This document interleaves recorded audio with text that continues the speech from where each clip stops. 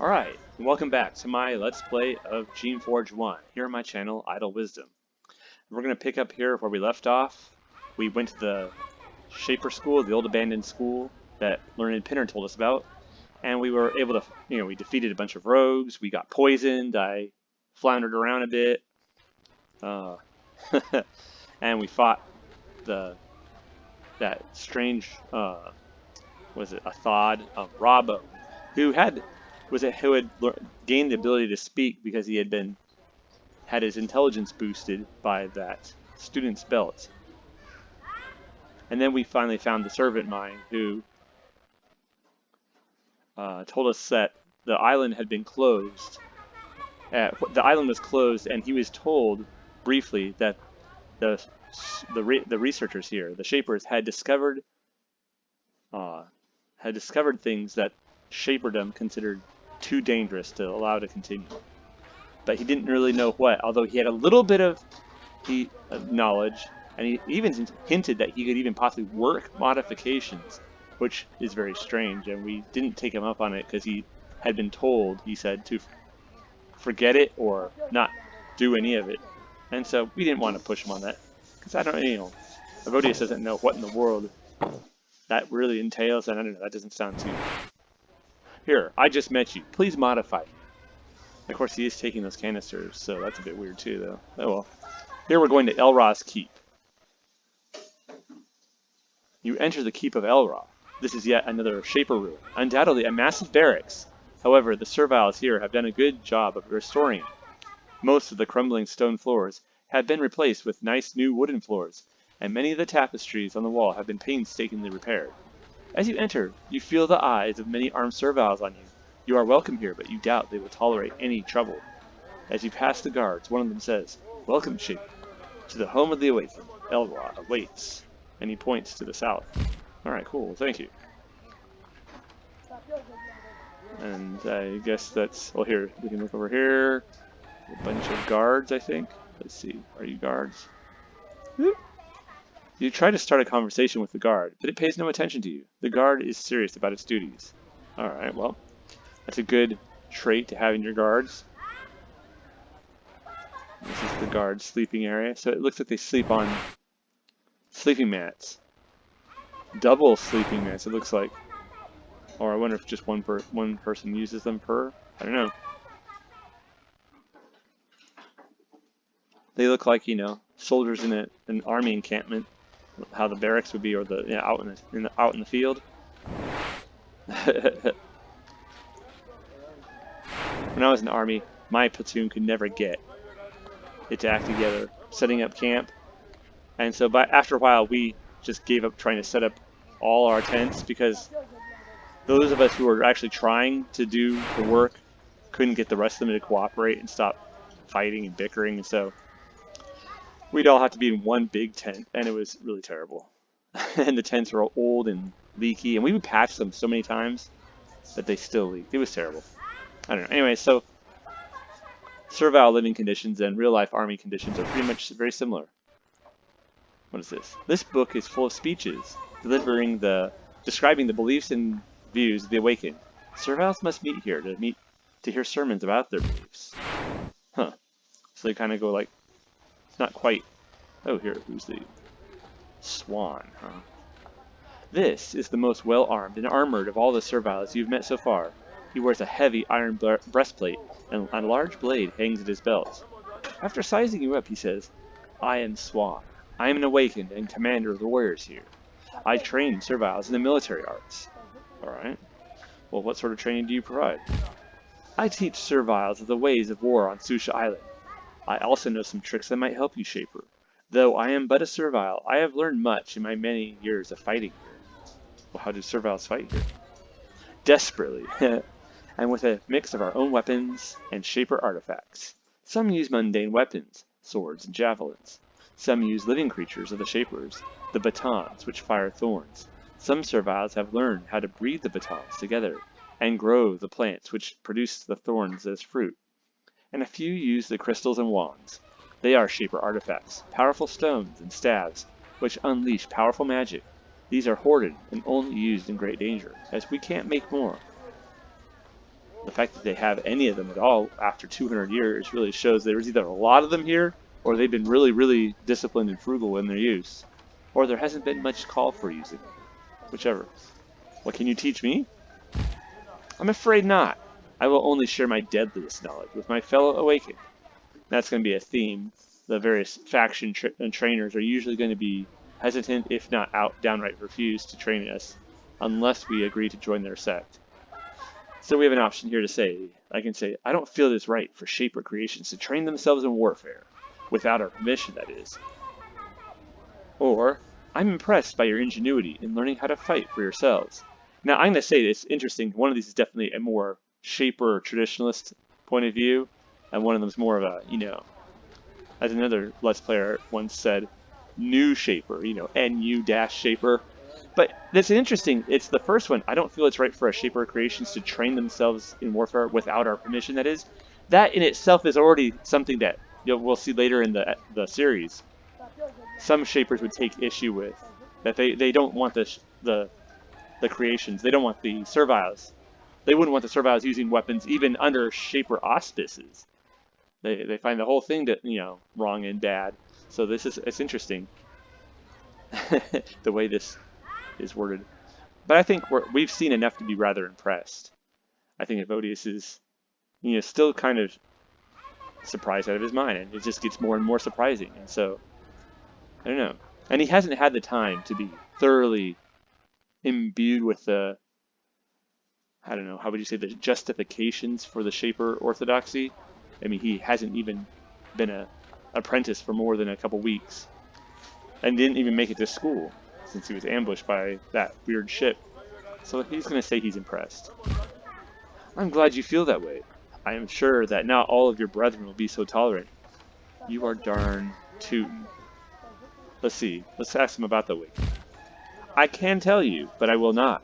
Ellhrah is nearby. Swan points to the south. I could teach about mere weaponry. He is the one who teaches of freedom. Alright. Well, what battles have you had to fight recently? Of late, our foes have been limitless. There have been the rogues coming out of Watch Hill, the roamers on the thorny fens, and worst of all, Warp the Vlish. Well, we know something about Watch Hill, but let's see if he, tickles our ego. Thank you for settling the mystery of the rogues coming out of Watch Hill. From now on, we know how to watch for those horrible spawner creatures, and to destroy them as soon as possible. Alright, and how about the thorny fens? They are east of here, just north of the water. It is a region between here and Pentel, full of roamers. They are particularly cunning. They stalk their prey, waiting until enough additional roamers show up, then they pounce. That sounds much more intelligent than the Fioras and the Thods that we've been dealing with. What about the Warp? Warp is a Vlish. A Vlish is a particularly intelligent creation, used for communication and reconnaissance. It lives in a ruin in Crag Valley. It hates us. It has roamer servants, which it sends to harass and ambush us. I have tried to kill it many times, and it always evades me. One day, I fear, I will make a mistake and it will devour me. Oh wow, you have a nemesis, huh? That's interesting. Could you help me destroy Warp? Ellhrah and I disagree on this. He has an item which might help you to destroy Warp, but you would have to be very convincing to ever get him to tell you about it. I wonder what's a secret weapon? Maybe one of those Shaper artifacts? A really boring, a really boring novel? Let's see, any other questions we can ask? No, that's it. Alright, well thank you, Swan. That's kind of interesting. So he's the commander of the Awakened Fighters. He is overall for the Awakened what Brodus Blade is for Valkyrie itself. Ting. You meet a quiet, shy servile. She paces back and forth around the pool, and when you get close, she says, "Hello, I'm Ting." Then she smiles and looks down. I've been wanting to say something to you. What do you do here? I'm a cook. I make food for all the serviles, though not Ellhrah. Why not Ellhrah? He only cooks his own food. He's very nervous about things. Seems prudent to me. I mean, probably has enemies, or I don't know. Or maybe he doesn't want to be perceived as having, becoming like a Shaper, and having, dominating his fellow serviles.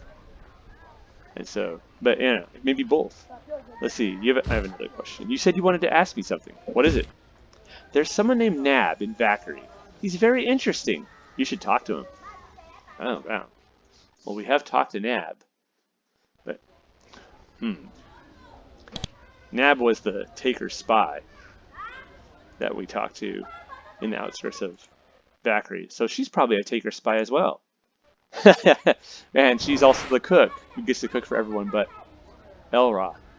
I think Ellhrah knows what side his bread is buttered on. We fight for freedom. You meet Ellhrah, servile leader and wise one. He doesn't look exceptional. He is strong and armed, but no more imposing than many you've met here. He is neither old nor scarred.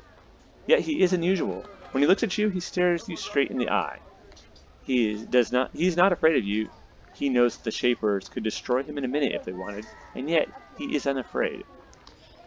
Welcome, Shaper. Welcome to our home. I am Ellhrah of the Awakened. Since I heard of your arrival on our isle, I have eagerly awaited your visit. I desire to speak with you. Let's tell him about that message we got from Leader Kobar. I have a message here from Vakari. I'm impressed that you are humble enough to spend some time helping our kind. He takes the message, reads it, and laughs. I must be honest with you. The message is of no importance. He crumples it up and throws it away. It was merely a pretext to get you here, so that you might speak to me. Many in Vakari would like you to learn more of the Awakened. Alright, well, since I'm here, why don't you tell me about the Awakened? I'm glad to hear it. The meaning of my entire life is to tell more of our sect and our beliefs. I am glad that you have come to speak with me before supporting a different sect. I am sure that you find our views the wisest on Sucia Island. Well, I might. I haven't really heard too much of the views of the other sects yet. We've heard a little bit about the Takers, and there seems to be a sort of radical pragmatism in what that dude Nab said. That he thinks that, you know, the Shapers will never agree to treat the Serviles as equals, as the Awakened want. But who knows? Maybe in it, but you know, well, we have to actually, and we've never spoken to the Obeyers yet, so we'll have to see. Well, what do the Awakened believe? We believe that the Shapers created us. However, we also believe that while we should be grateful, we should no longer be slaves. We wish to deal with you as intelligent beings and as equals. We believe in fair trade for goods and services. For anything we give you, we expect fair compensation. And for anything we take from you, we will pay. We believe that we and the Shapers can live together in peace and mutual support. And most of all, we want peace and dignity. Alright, well, that's a pretty concise statement of the Awakened's philosophy. They believe since they were made by the Shapers, they should be grateful for that. However, since they are intelligent beings, they should be treated as equals, or should not be slaves. And as fellow intelligent beings, they should be able to deal as equals. They're not asking for anything extra, but they expect to be treated the same as anyone else would want. Basically, they want the golden rule to be acknowledged with them and be dealt with fairly. They want peace, mutual support, peace, and dignity. Pretty reasonable line. So we have two responses. One is, I've never heard of such foolishness. Well, I've never heard such foolishness. We created you serviles to serve us. We made you, so you obey us your worship. You owe us your worship and obedience. I mean, they're called serviles, not called equaliles. Or we can say, I'm surprised to hear myself saying it, but your views make sense. I never realized before I came here that you serviles could look after yourselves. Alright. Well, the first one's kind of, I don't know.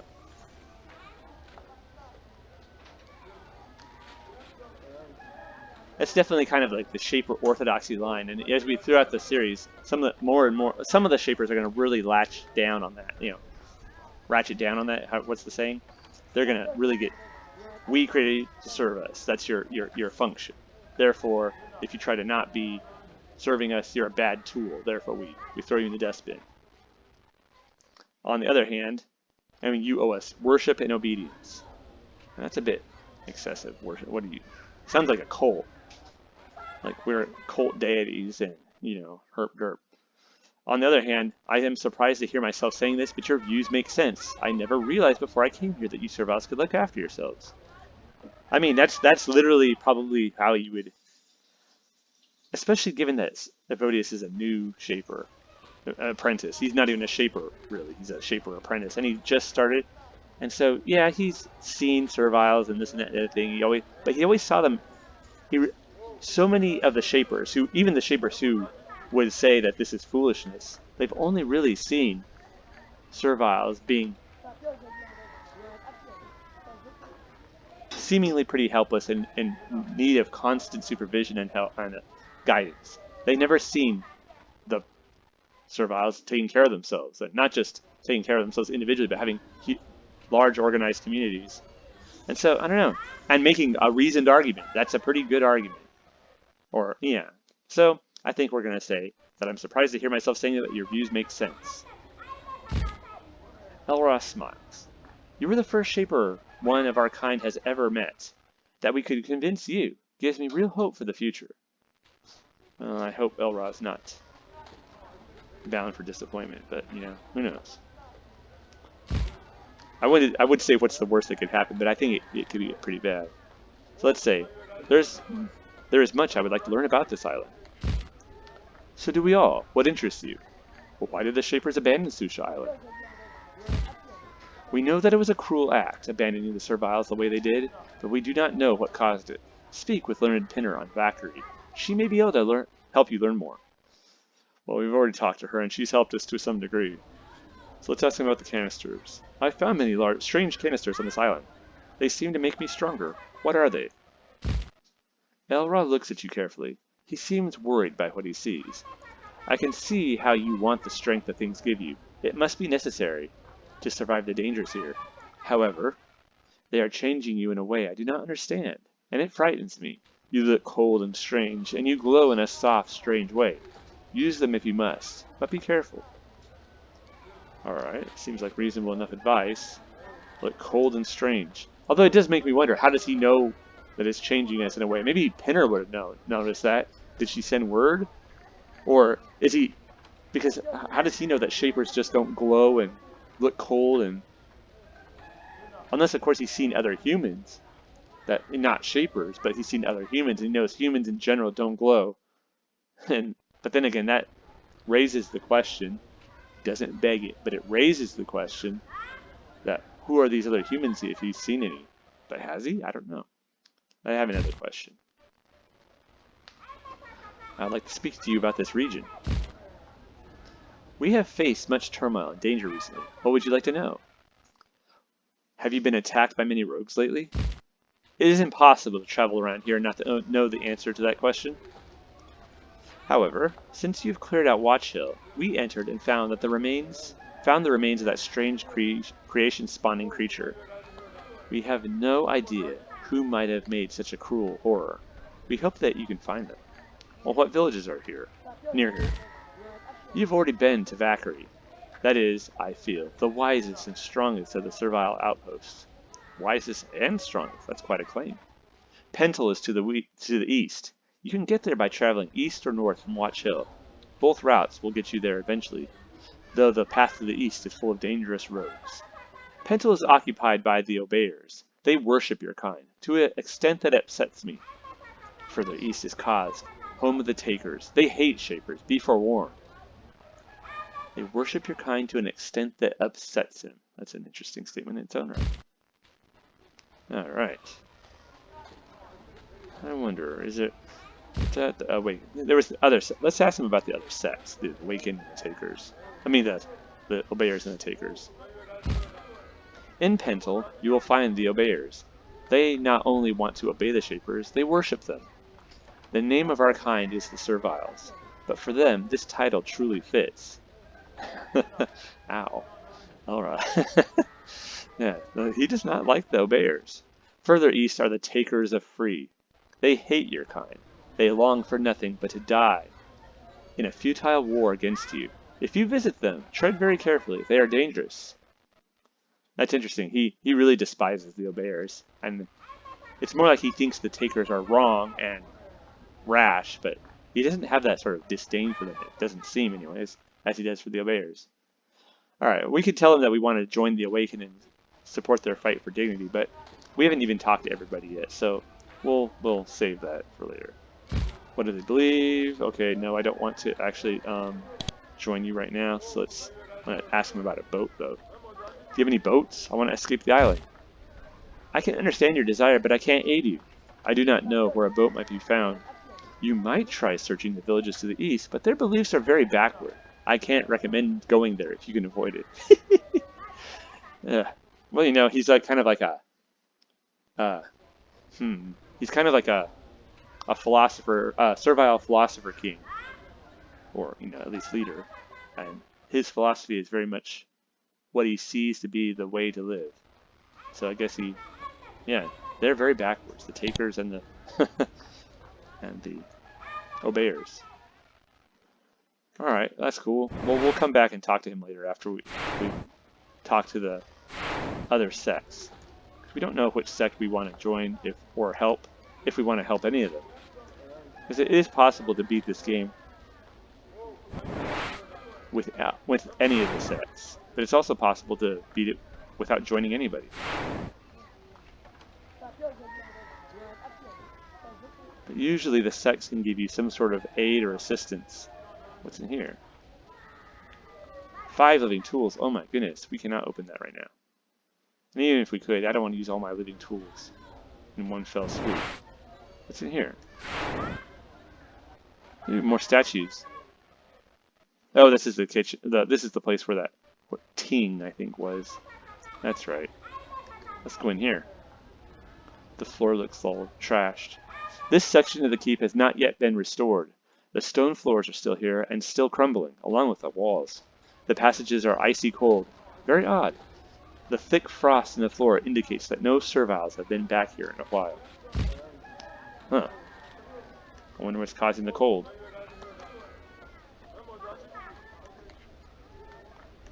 Could be magic. A lot of times in these sort of games, when some place is really, really, really cold, all out of the blue, it's because there's some sort of magic going on. But it could just be cold. Maybe it's because of the water. Because like when the water flows underneath, you know, sometimes underground like rivers or streams. Oh geez, we got attacked. It's a blue, looks like a Fiora, only it's blue, and it's called a Cryora or a Cryoa, but I always call it Cryora because it's Cryora. But it, you know, why would it be called a Cryora? Because it's cryo, like cryostasis, cryogenics. Cryoa and Fiora. Yeah, we got him pretty easily. Oh, let's heal up. Come on. Doobie-doo, doobie-doo, doobie-doo-doo-doo-doo. Any more Cryoras? I'm just gonna call it a Cryora, probably. I'm just gonna have to get used to that. Not that anyone really cares, probably. Of course, if you do care, that's something, I guess. I don't know. Oh, we got it. We actually had enough mechanics for something. I'm just deeply amazed. And nothing over there. It's over here.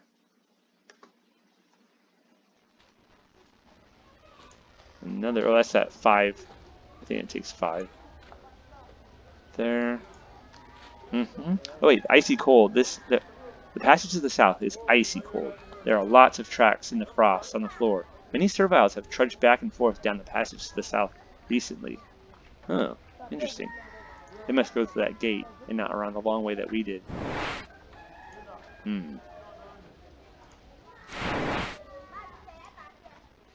What's over here? Ooh, a servile. What are you doing? There's a guard servile. This guard looks very sleepy, but he wasn't too lazy not to notice you. He looks like he was just napping. Halt! You're not supposed to be back here. prove you can be here or go back. We could lie, but, you know, we're not going to do that yet. We don't know that we don't want to be friends with the Awakened, so let's stay on good terms with them, at least for now. Alright, I'll head back right away. See that you do. My orders are strict, he points to the west. If you keep going back there, I raise the alarm. Alright. No need for getting, upset. We'll go. Okay, what's over here? Dooby-dooby-doo. Can we get in here? 2 living tools. We'll come back to that later.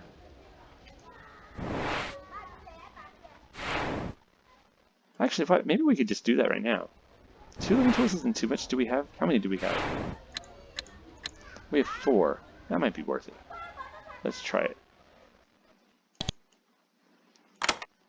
There's 1. 2.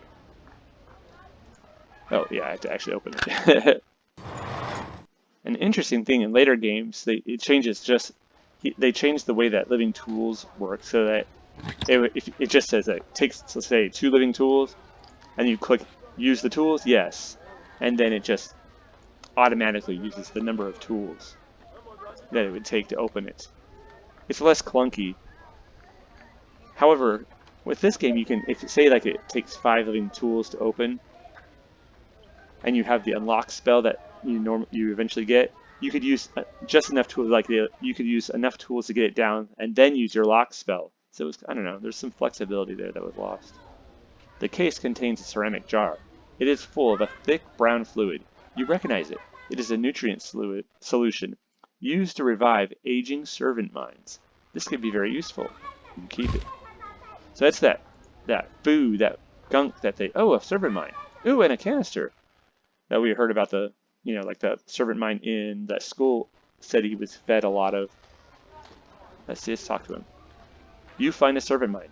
There's no need to try to speak with it. It is clearly dead. Someone stuck it with a large bladed weapon, perhaps 20 or 30 times. Jeez. Overkill. The cold of these chambers have kept it well preserved. It can't have been dead for more than a few months. Seeing one of the Shaper's most loyal servants butchered like this is greatly upsetting, to say the least. So, did the Awaken kill the servant mine? Let's get this. We got a Create Friora canister. How many levels of Create Friora do we have now? Let's actually check. Abilities. Friora. 2. So see, if when we get it up to level 3, we'll be able to create the second level version of that, the advanced version of that particular creation. And that, of course, is, as you probably guessed, the Friora, whatever. And it's much more powerful. So if you really like these little, magic spewing, consignathy looking critters, you can, use their advanced brethren. And cryoras are really cool. In more ways than one, too. They spew, powerful ice shot. Ooh, let's see what's in here. Ooh, another living tool. We got another living tool. And some money. And some thorns. Big deal. We can sell those, I guess.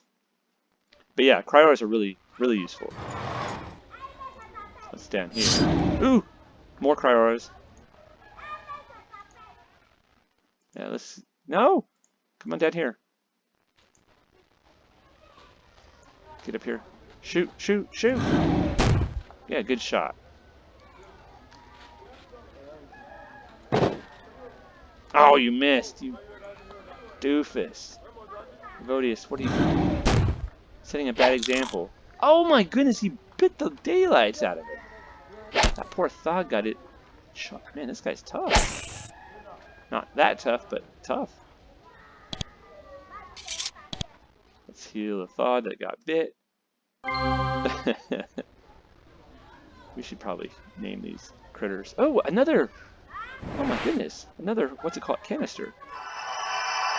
Oh, we raised the level of our firebolt spell. That's good. Another living tool and an essence pod and a healing pod. Good. Nothing. Tra-la-la.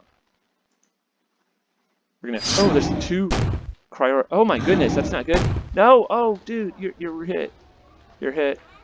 Here, you stay over there. I'll heal you.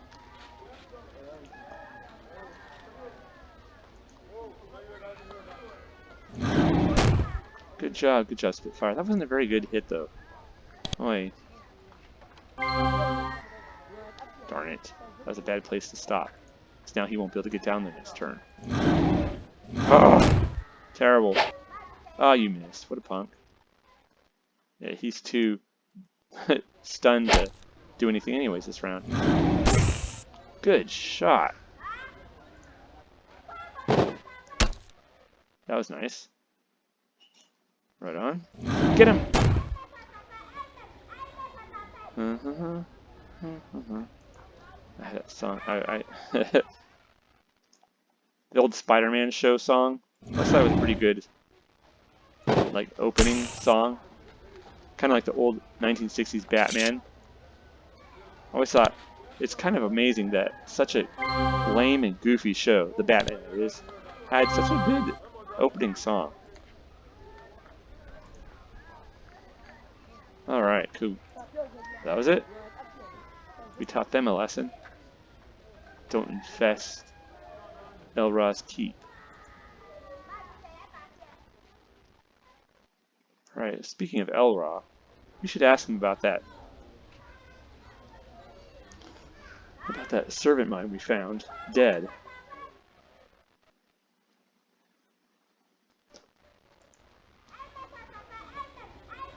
But maybe we'll do that next episode. Yeah, I think we'll do that next episode.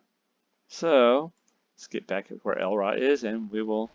Let's actually ask him about it. We'll ask him about it, and then we'll... Oh, I'm lost. I got lost. We'll find him next time and continue on. Thank you for joining me on this episode of my Let's Play of Geneforge 1 here on my channel, Idle Wisdom. Take care, y'all.